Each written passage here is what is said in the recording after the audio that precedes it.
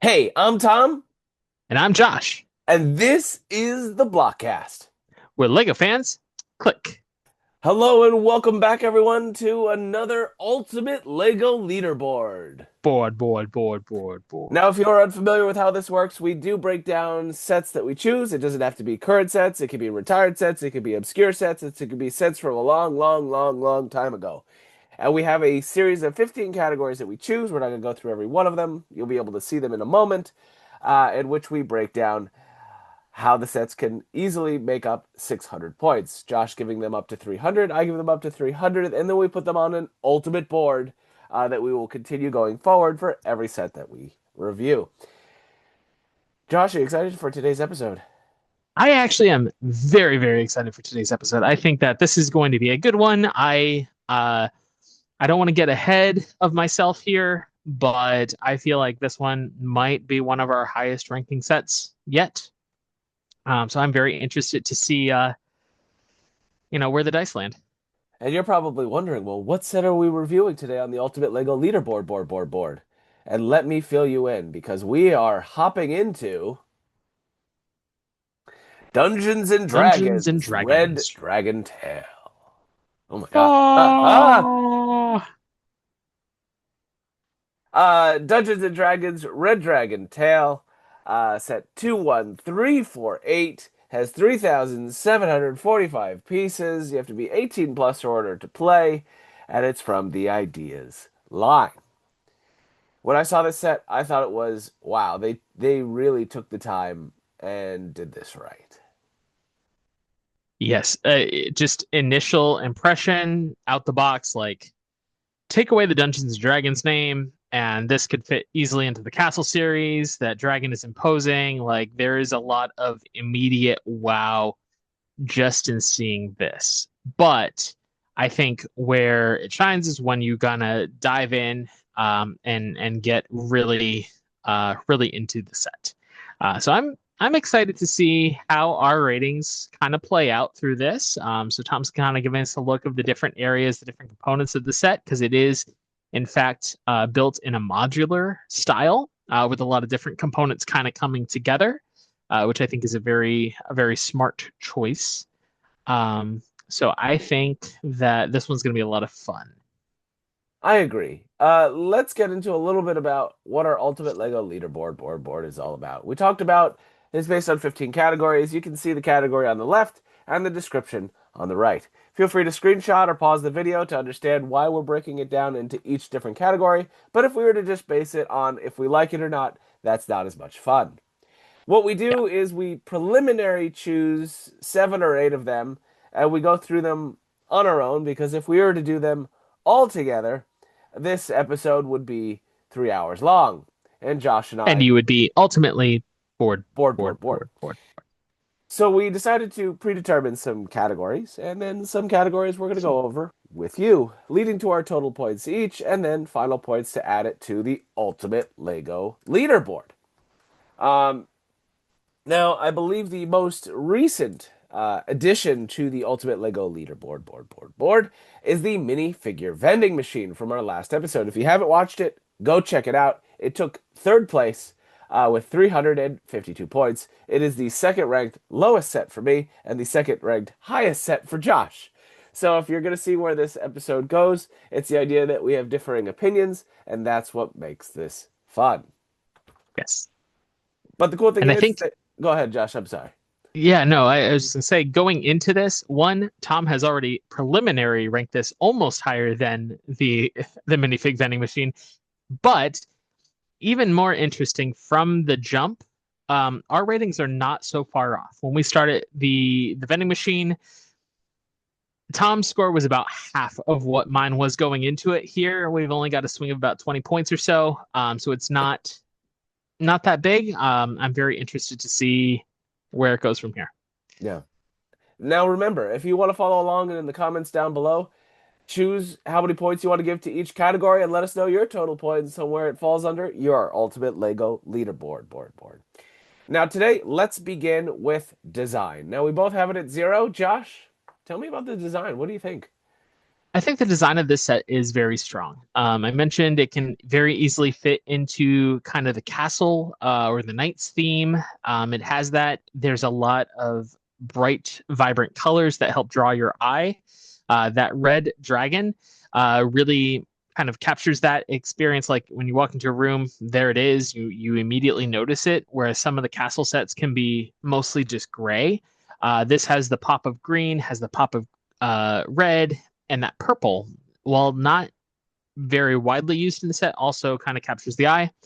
I mentioned also that it's modular style, so the design bringing in those different areas so you can open up the tavern, you can see inside, you can play different scenes.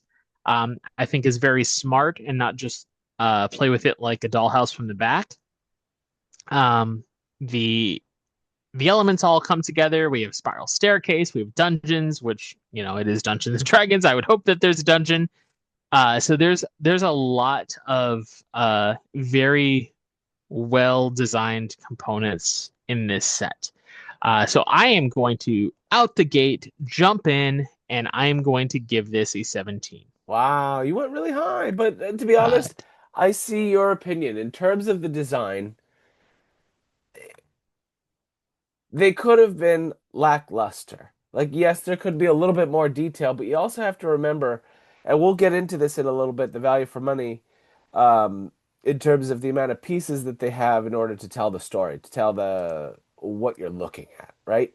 And I think they utilized their spaces and they utilized what they had, and they did it very well. Like you have the small little picture frame with the two dragons, and you have the small little details like with the smoke coming out of the stack, and you have the different foliage, but utilizing different pieces and components. You have the shop signs. Like there's enough detail in here where yes, the structures aren't fully complete, and it is a destroyed castle, but it feels like it's painting and telling the picture. They knew that the dragon was the focal point of this, and they took the time to make it though, and they built it well. I think I'm up there with Josh on this. The design on this is done very well. They use a vibrant assortment of different colors, from teals to blues to purples to greens to brown to gray to black. They did not stop at any impasse and say, "Hey, no, we're not going to do it this way." But it's just enough that it's amazingly wonderful to look at. With so that, what are you I'm going to gonna give it, get, Tom? huh? What are you going to give it? I'm gonna give it a 16. All right. Build experience, as Josh said before, in terms of my opinion, it is another castle set. Um, it can be very pleasant. I think the build experience where it comes from is more so in those small, unique details, which makes it a lot of fun, filling those voided rooms with those small, little, intricate details. And that's why I went ahead and gave it a 13. I give it an 18. With Castle, if it was all just one color, if it was complete, it could get very repetitive and kind of dull. But that wasn't the case. Each room was kind of a different building style. Even though it's modular, there was a lot of different elements. There was a lot of surprises throughout that made it fun and kept me invested in that build throughout the entire time. I am not a fan of brick built animals. So when I got to the Red Dragon, I was not super stoked for that. But even there, I actually did enjoy it. However, I do not like the particular component of the spines. These little I don't know what you want to call them, little spikes. They are an element that I wish Lego would not use anymore. I hate them. They are the bane of my existence. They are rubber, so like if you Oh, look, I can bend that. So it makes it very difficult to work with. And then because I want them all to be facing the same direction, because they're rubber, if you try to twist them, they just bend and they don't rotate like a plastic component would. And I am also not a big fan of the ball joints because it doesn't stay where you want it to. After a while, it becomes loose. So for the castle, my build experience was very strong. But when it comes to the dragon, it's going to lose quite a number of points. So I am actually going to say my build experience, it says 18 there. That's not correct. That was in the wrong category. It is going to be a 10. 10. Wow. Okay. Okay. Hey, I think this is the first time I've ranked something higher than you in a long time. Yeah. Okay. Playability. Josh? Playability is where that 18 was supposed to be. Oh, Uh, 18. Okay. so So from the set itself, there's a lot of playability. You can use the characters in the different rooms. You can tell a lot of different stories with the components that are included, with the minifigures that are there, um, which is great. So it's like any of the other castle sets that we may have had as kids. You know, you can tell a lot of those stories. But there is another component of playability that actually comes through this set that takes this to another level. In the instructions, there is a QR code that you can scan. If you are a LEGO Insider, you have access to this. And there is an actual written campaign that you can use this set as a component of Dungeons and Dragons, and you can play out this entire storyline, which is something I've never seen before. So through Dungeons and Dragons, there are through the Lego Insiders, you can access Dungeons and Dragons sound effects, music, kind of plot points, different things like that, that helps you to play. And it opens up a variety of different playability factors because you can do it with friends. You can run that campaign. It's a very neat experience. So I'm going to go ahead and say 18. Wow. Okay. Hmm. I didn't think about that. True. Because it is an 18 plus set. That changes my mind on this because I was going to give it a little bit lower. We talk about playability. I look at playability from all ages. From a child's perspective, don't get me wrong, the detailing of the dragon, it would be destroyed in less than like 15 minutes. This set has playability for an adult. For a child, it does as well, but it's harder to play, in my opinion, based on the sizing and the spaces of the rooms. I think they lend themselves more to displayability than they do playability. But when Josh brings up the good point of utilizing it in Dungeons and Dragons campaigns, and it's a Dungeons and Dragons. If you're a fan of Stranger Things, you've been informed of Dungeons and Dragons. If you know Dungeons and Dragons prior to the show, hey, good job on you. It's widely popular, hugely excitingly popular, but this is also something I'm going to bring up in a later category as well.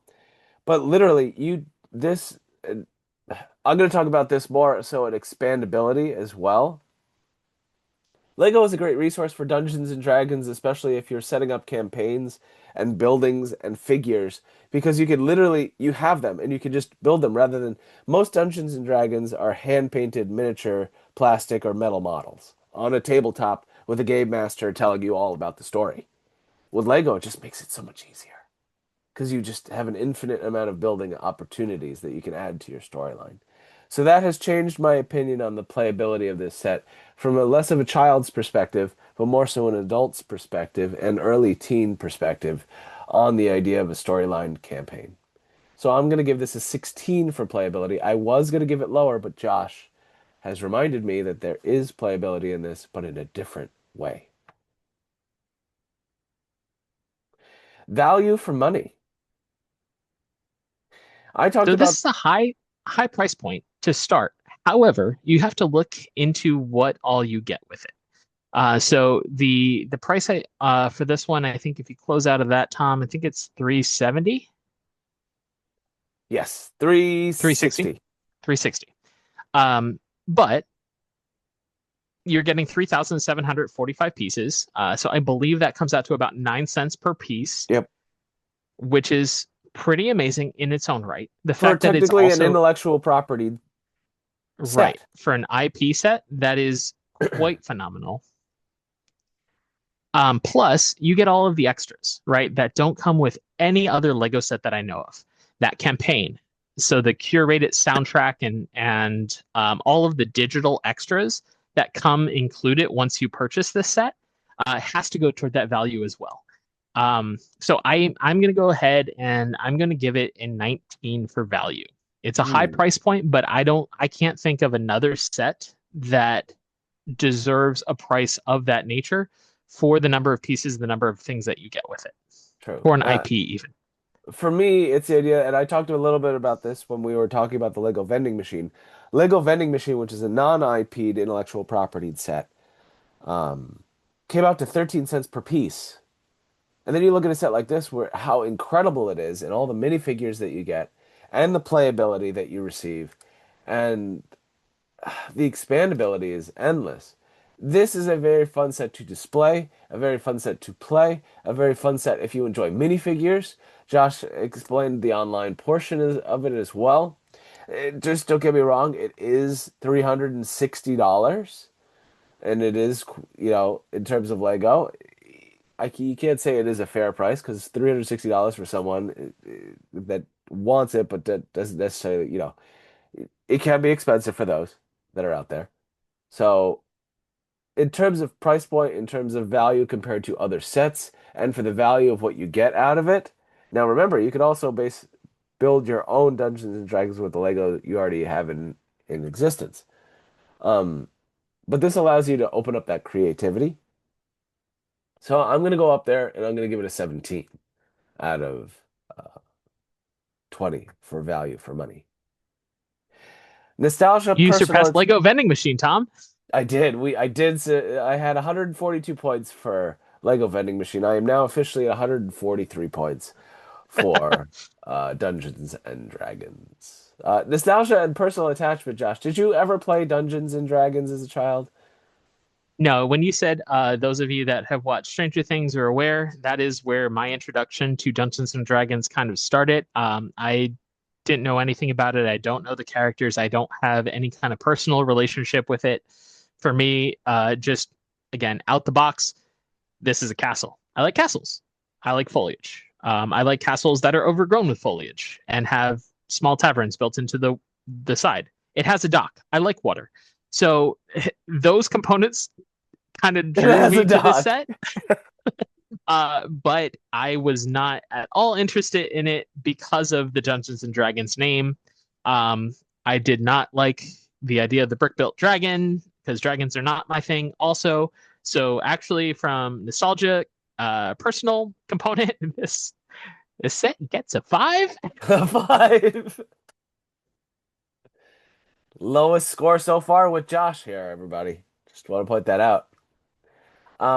I did not play Dungeons and Dragons. I think Stranger Things is okay as a show. Sorry, I'm sorry. I've watched the whole thing, all of every episode, know the whole lore. I get it. I like castles. I don't love them. I've been to a lot of them throughout Europe. I'm not as a fan of water as Josh is. He likes water way more than I do. Don't get me wrong, I know how to swim. I don't drink it though. Uh, you should drink more water. It's always good to drink water, people. Drink water. There's water and iced tea. Have you No, no, that has sugar and salt. That is dehydrating you. Drink water, people. Um, yeah, I don't have any personal attachment to this set at all. I'm gonna give it like a 2. Minifigures. Let's talk about the minifigures. Minifigures. There's two things I want to talk about with the minifigures on this set. Why don't you kick it off, Tom?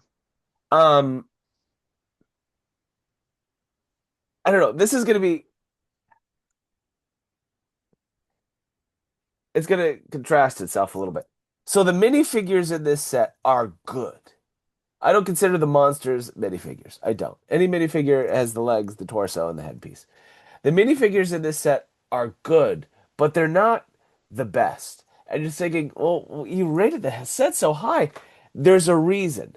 One of my favorite things about Lego is the CMF series. I love CMF series. Anything that comes out, it's my jam. I think the CMF minifigures that came out based on Dungeons and Dragons are better than what was actually included in the set. I 100% agree. I don't know, like I feel like they could have put a little bit more effort into these, but maybe maybe they originally designed them with all of those minifigures and then said, hey, if we release that, it's going to be like a $500 set. What if we were to make it its own CMF line and split it off? And you could also Yep. use it for the playability.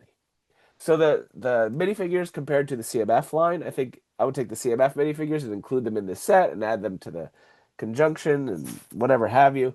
But the detailing and in terms of this set, I think it does very well. The monster reminds me of that monster from the Doctor Strange set, Yep. his house with all the eyes, if I'm not wrong.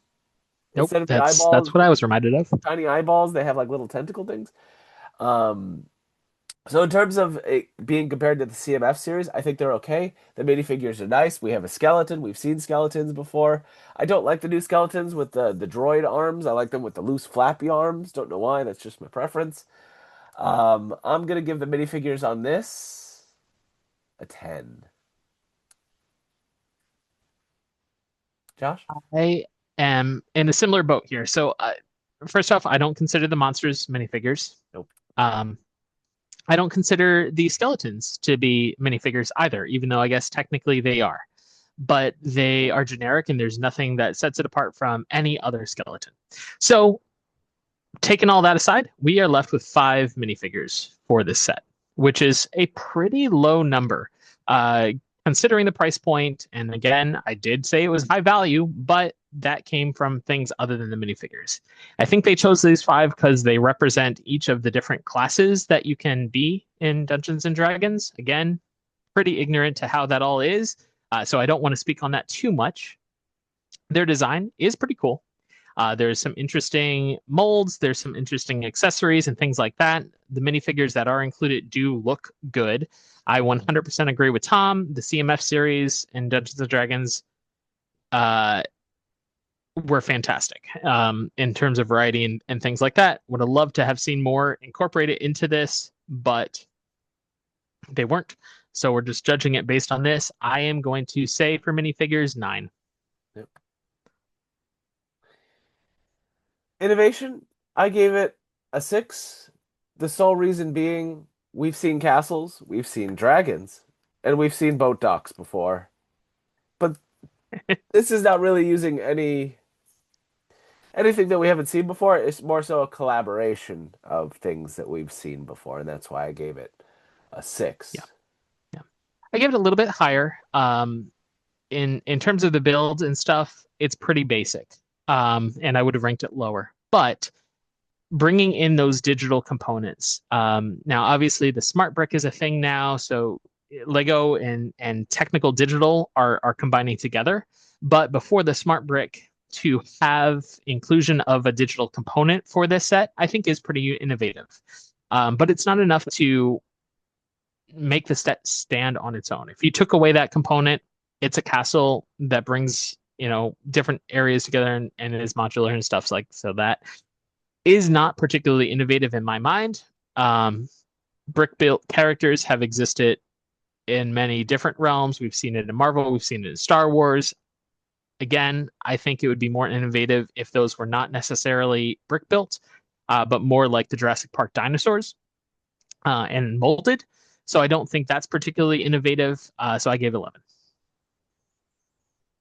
Then we have our durability. The reason I gave durability an 8.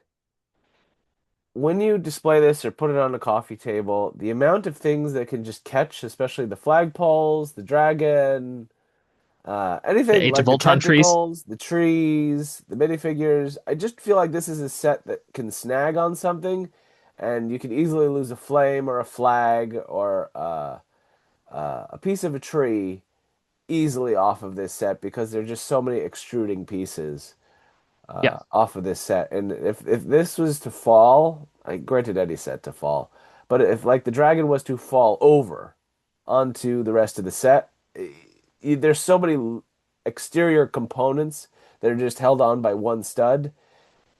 I don't see the durability here.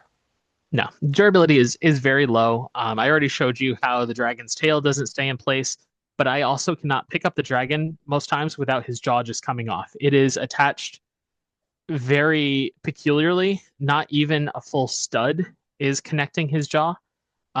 So it's not great in terms of that. The castle itself is actually a little bit sturdier, but the dragon it just is not. His head doesn't stay up, it doesn't stay in position. Again, those ball joints just don't keep their tightness. So it does get loose with time, um, which is a shame because, again, it is striking. You really want that dragon to have a solid pose, and he doesn't. And like Tom said, mine has fallen and caught on the other components of the set, has made them, break off, snap off, and that sort of thing. So it's not great. So I believe for durability, I gave it a 10. But even just playing it with this episode, the dragon has malfunctioned a couple of times. I'm going to lower my score, Ooh, and I'm going to go down to a 7. okay. All right, we have display ability. I'm gonna go right from the get-go, 18. At the end of the day, you put this on your Billy bookcase from IKEA, light it up, and if you're a fan of Dungeons and Dragons and you have other display pieces, this will fit right in. The only Yeah, problem, dusting it. That's not a part of the category, display ability. We don't rank it on that. But good luck with dusting it, because there's so many like extra components to this that that's not gonna be fun. But it's 18 like for an English me, muffin. just It's because got it the nooks and looks crannies. the light whoever makes the lighting kit for this is going to be insane. It's going to be so cool. Again, displayability super high. It catches your eye right. If you can get your dragon to pose properly, it looks absolutely great. Like Tom said, it fits in with the other Dungeons and Dragons. It can fit in with the castle theme, so it seamlessly molds across those themes and across those platforms. It looks absolutely great. I give it 19. We have theme representation. I gave it 18. It represents its theme. I'm not going to give it a 20 because I'm not. Um, you know that if it could potentially be fantasy, but it fits because this is essentially Dungeons and Dragons, Yeah. literally. Oh, but there is no well, there is a dungeon in this set. It's in the middle component of the back section Yeah. where that little So skull is. I did give it a 20. I think for the first major build for Dungeons and Dragons, they knocked it out of the park. Again, I don't know much about it, so that's just hearsay. So I guess it's kind of weird to give it a 20 for that, but it captures that essence for me. There is a dungeon and there is a dragon. Tick, tick, hitting those boxes. But again, those digital components really bring it in for me. The fact that you get a campaign with it and you can play the story, and that's what Dungeons and Dragons is about, really kind of melded Lego with what that theme actually is. Can I ask you a very, very quick question? Because I'm looking at the Sure. photo now. How is the dragon attached to the castle? The dragon is attached to the castle precariously. So his front paws have these little claw things that hook onto the railing, but it is mostly the tail wrapped around the tower that holds it in Oh my place. gosh. Yeah. Just to know. All Yep. right, we have our part selection. I gave it a 13.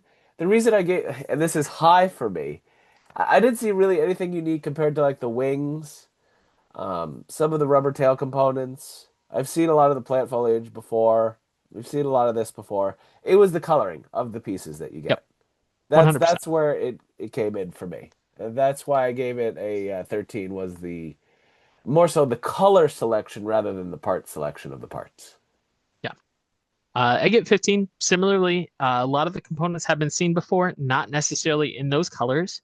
From uh, a mock perspective, there's some great pieces for castle builders, for night builders. If you are trying to build a creature that has a lot of eyes, oh boy, let me tell you, you're in luck, because you get lots of eyes with that little monster guy. I don't know what it is that you would build with that, but hey, you know what? It's covered. Um, the molds of the minifigures are cool, but there's a wide variety of interesting pieces, but nothing truly spectacular or amazing. So for part selection, I gave it the score that I gave it, and I don't remember what it is.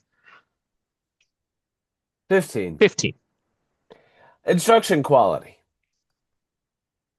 So, as we've seen from other instructions, this is very detailed at the beginning. It outlines a lot of where the ideas for the set came from, Dungeons and Dragons turning 50 years old, and how storylines play out, as well as the creator of the set itself, and how the original set looked with the green dragon.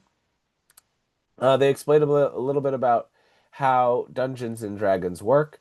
And the one thing that I did not know that Josh provided me the knowledge of is that you do get a campaign with this, which is actually really cool.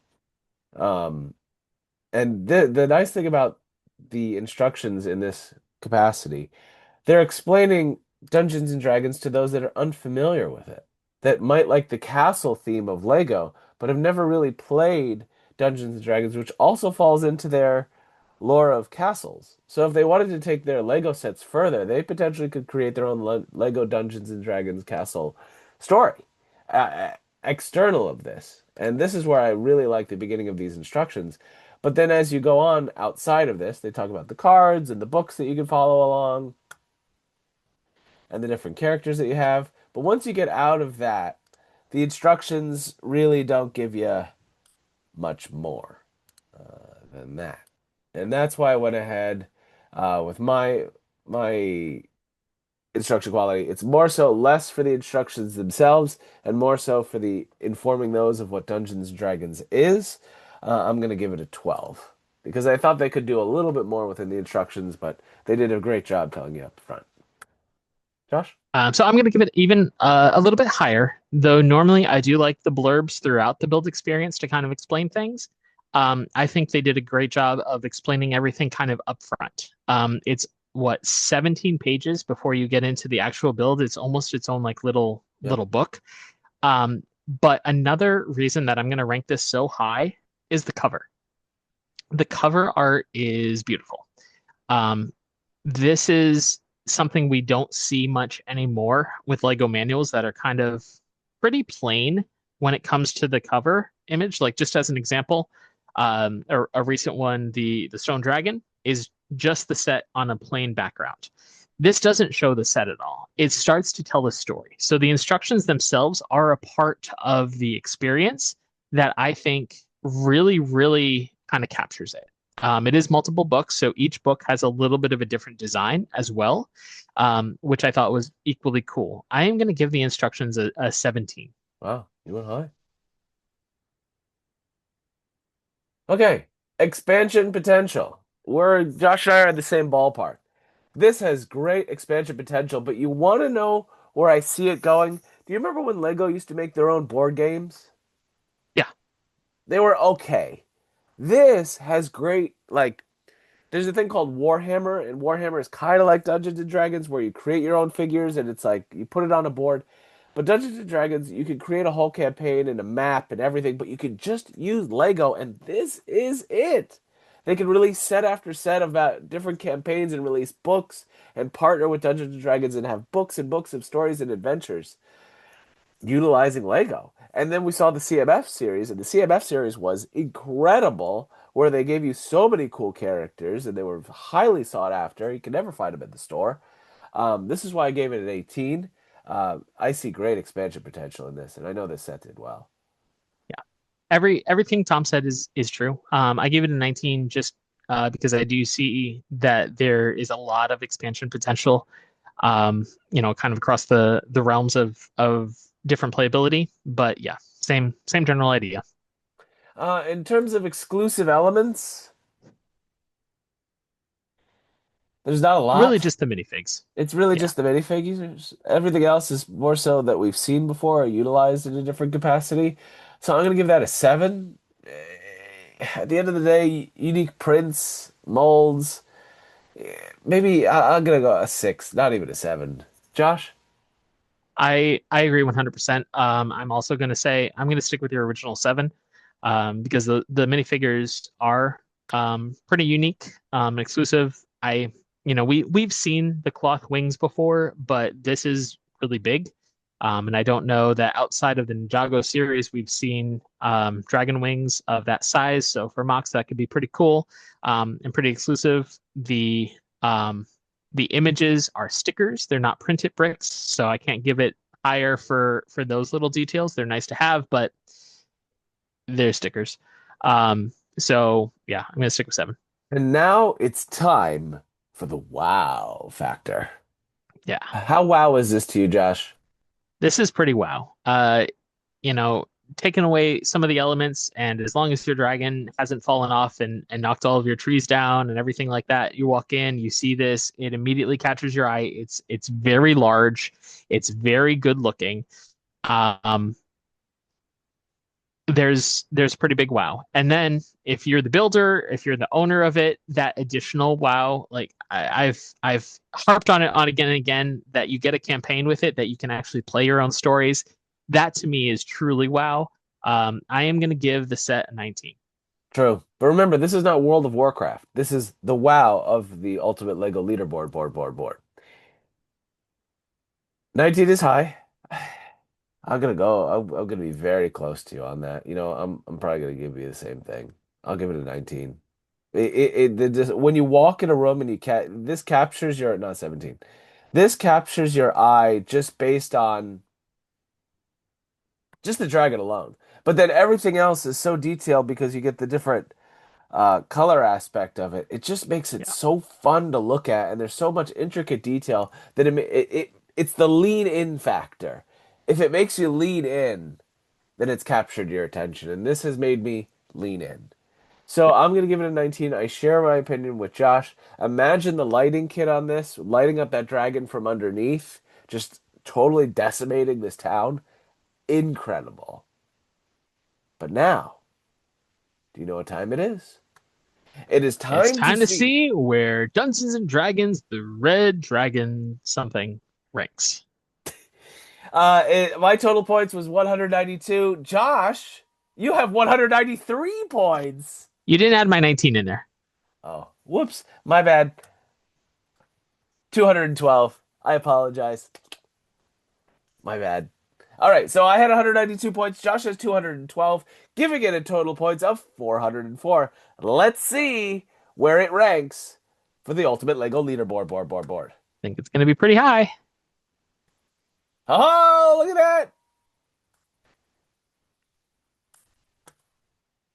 So we have a new second place New finisher. second place finisher. Can you believe that? Let's get it in I there. can. This is an incredible set. I would have suspected that it was going to rank pretty high. Oh I my did gosh. not expect it to get the same ranking for me as the minifigure vending machine, though. 212 in You got both. the same as you got the exact same points. That's crazy. That's crazy to me. Both of the okay, so full transparency, building these were both of my top sets for last year. I would have interchangeably ranked them as my favorite. So that does track. That 212 is the same, but still, I would not have. In talking about them, they are amazing for different reasons, and that's what's really cool about the Ultimate Lego Leaderboard board. And Tom, is this one of your highest ranked as well? Yeah, this is the second highest ranked set for me after Tudor Corner.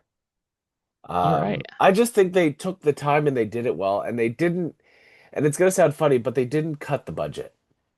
No. That they let it, they knew what the restraints were, and they fulfilled them and they did them well. And then not only did they do that, but they also released the CMF series around the same time, so you had an added bonus in case you wanted a little bit more. So I think this falls exactly where it needs to be, and this is exactly where it should be at number Yep. two. I But with agree 100%. But what do you think? Do you agree with us? Let us know in the comments below how you would rate the Dungeons and Dragons Red Dragon's Tale. Let us know what sets you would like to see us review next. And as always, like, subscribe, join us on Instagram. See what we want to talk about next with Lego and the next Ultimate Lego Leaderboard board. and with that, my name's Tom, And I'm Josh. and you have been enjoying the Blockcast. We're Lego fans. Click. Bye. Bye.